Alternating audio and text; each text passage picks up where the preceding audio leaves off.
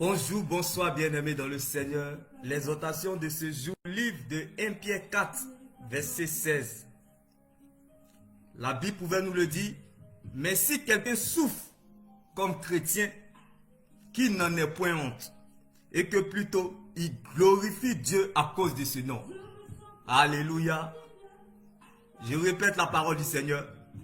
Mais si quelqu'un souffre comme chrétien, qu'il n'en ait point honte, et que plutôt il glorifie Dieu à cause de ce nom. Comme la femme au dos courbé malade depuis 18 ans dans l'église, elle est restée sans résultat. Elle n'a pas fait de cela son malheur. Comme David, 13 ans dans l'humiliation en Israël. Comme Joseph, 13 ans dans la honte. Comme Abraham qui a dû attendre 25 ans avant d'avoir son Isaac. Laisse-moi t'annoncer cette bonne nouvelle en ce jour. Persiste, résiste, insiste. Car la persévérance est le carburant de notre gloire. Bien-aimé, j'aime ce que la Bible me dit en 1 Corinthiens 15, verset 19 encore. Si c'est seulement, dans cette vie seulement, que nous espérons en Christ, nous sommes les plus malheureux et les plus misérables parmi les hommes. Alors laisse-moi t'annoncer cette bonne nouvelle en ce jour. Ce n'est pas la maladie du sida qui tue le sidien, mais plutôt l'information. Ce n'est pas la maladie du sida qui tue le sidien, mais plutôt l'information. Quand tu sais, on ne peut plus rien faire pour toi. Mais ce que tu ignores peut t'envoyer très loin. Comme la Bible pouvait nous le dire en 1 Pierre 4, verset 16. Mais si quelqu'un souffre comme chrétien, qu'il n'en ait point honte, et que plutôt il glorifie Dieu à cause de ce nom. Alléluia.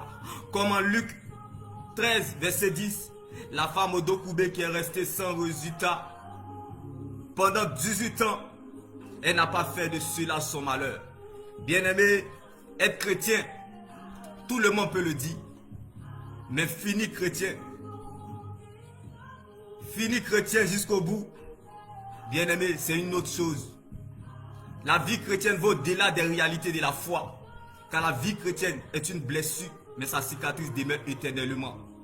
C'est ça qui est doux, Jésus-Christ. Le début sucré, le milieu amer, mais la fin glorieuse.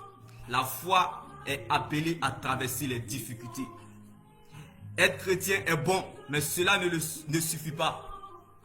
Car bien aimé dans le Seigneur, le but de Dieu qu'un chrétien devienne disciple obéissant. Ça veut dire vivre la foi dans la souffrance.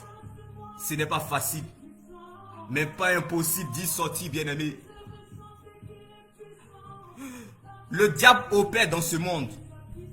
Et nous voulons, bien aimé, opérer selon le monde de Dieu.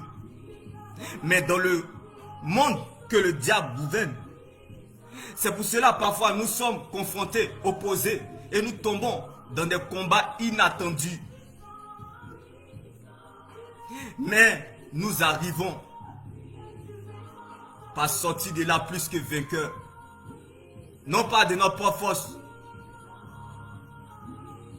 mais par notre persévérance. Par notre attitude, nous sortirons toujours plus que vainqueurs. Alors laisse-moi t'annoncer cette bonne nouvelle en ce jour. L'évangile de la facilité qu'on t'a prêché, l'évangile bien-aimé de la prospérité qu'on t'a prêché, est un mensonge, est une malédiction. Car l'évangile de Jésus va t'emmener, va te conduire sur les sentiers à un certain moment. Ils vont te dire que tu n'as jamais été chrétien.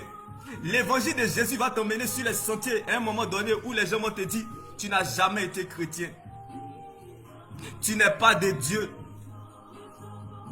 Pour toi là, c'est une malédiction. Car le grand Dieu que nous servons ne peut pas te permettre d'être dans cette situation. Pour toi là, c'est une malédiction. Tu n'es pas converti. Car le Dieu que nous servons, nous adorons, nous cherchons, nous suivons, nous servons, ne peut pas te permettre d'être dans cette situation. Bien-aimé, c'est l'oreille qui écoute, qui donne de l'importance à la bouche qui parle. Parfois, fermer la bouche est bon. Le silence de Dieu attire le silence de l'homme. Ce que les gens disent est important mais n'a pas de valeur. Car la vie est ce que nous pensons, mais l'éternité est ce que Dieu pense de nous. Les gens peuvent parler, mais il y a une seule parole dont la parole est éternelle qui accomplit tout ce qu'elle dit, qui est la parole de Dieu. Reste focalisé sur elle, comme la femme au dos courbé qui est restée pendant 18 ans dans l'église sans résultat. Reste focalisé sur elle, elle te mettra à l'aise et te fera du bien. Dieu agit toujours. Apprends comme ces dames, bien-aimé, apprends à minimiser les circonstances de la vie, comme ces dames, qui est restée depuis 18 ans sans résultat, au dos courbé, malade depuis 18 ans dans l'église. Apprends à minimiser tes problèmes, les circonstances de la vie comme elle. Laisse ta foi s'exprimer comme ces dames. Elle ne pouvait pas marcher. Elle ne pouvait pas courir pour aller à l'église. Elle ne pouvait pas méditer sa parole, la parole de Dieu. Mais elle n'a pas fait de cela son malheur. Toi qui es bien portant, toi qui as tes deux jambes au complet, qui as tes yeux sur terre, tu ne feras pas le contraire, bien-aimé. Alors laisse-moi t'annoncer cette bonne nouvelle en ce jour, bien-aimé. Tu n'emprunteras pas autre chemin que celui de la croix. Ne t'en détourne pas, ne fais pas des raccourcis. Prends le temps de bénir le Seigneur, même si ce chemin ne te plaît pas, car ta fin finira glorieuse. La vie est tous notre réalité, mais la parole de Dieu demeure toujours notre vérité. La vie est tous notre réalité, mais la parole de Dieu demeure toujours notre vérité. Quand Dieu te montre une vision, c'est parce qu'il t'a donné la provision. La parole de Dieu est notre position, car il n'y a pas de reconnaissance sans connaissance. Il n'y a pas de renaissance sans naissance. Il n'y a pas de vision sans révision.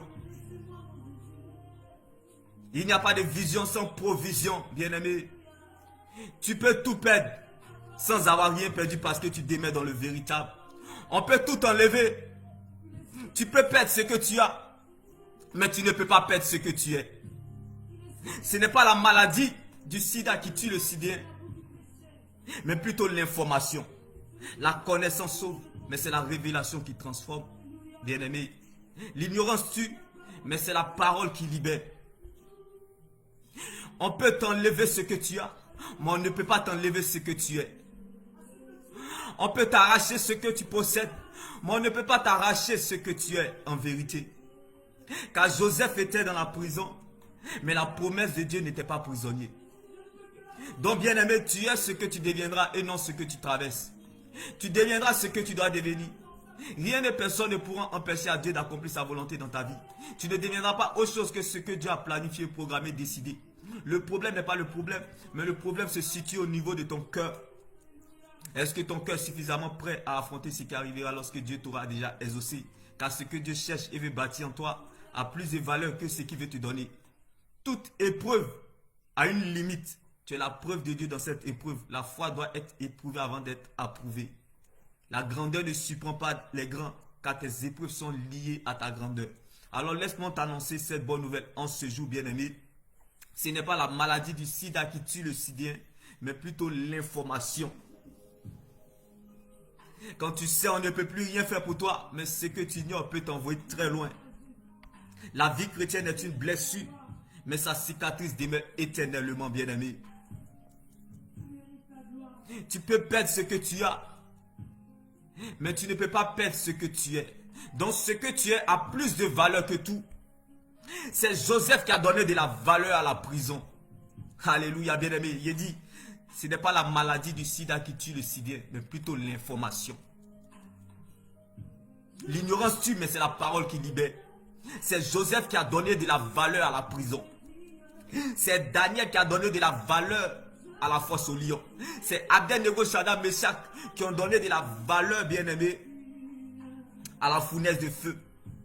C'est Jésus qui a donné de la valeur à Golgotha. Il a fallu que Jésus tombe à Golgotha pour que toi et moi soyons libres aujourd'hui. Donc bien-aimé, laisse-moi t'annoncer cette bonne nouvelle en ce jour, bien-aimé.